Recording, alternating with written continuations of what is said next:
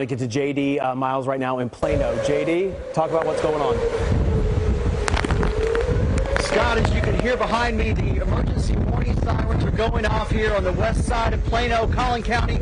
The wind is just howling, and I'm actually a little bit protected by the side of a bank wall here, as you can see. Still, it's not enough to stop this intense storm that's moving through right now. I'm going to step out a little bit just for a second, just to give you an idea of how strong these winds are. Of course, we've got rain coming in. It's moving pretty much sideways. The wind is swirling. We've got lightning. We've got thunder. The roads are clear behind me now.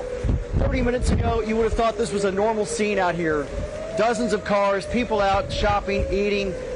Right now, though, people have taken shelter. The storm sirens are going off. This is not a safe area to be outside.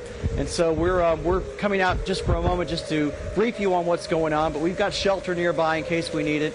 Right now, we don't have any confirmed reports of damage here in Plano or any kind of reports of a tornado like you had in Dallas County. But we do have a lot of rain. We have a lot of high winds and no hail yet that we can see. But boy, the wind is really getting harder now, even while we've been doing this. I mean, this feels like it did when I've covered tropical storms and hurricanes. That's how powerful this wind feels. It really almost knocks you off your feet if you're out in the middle of it.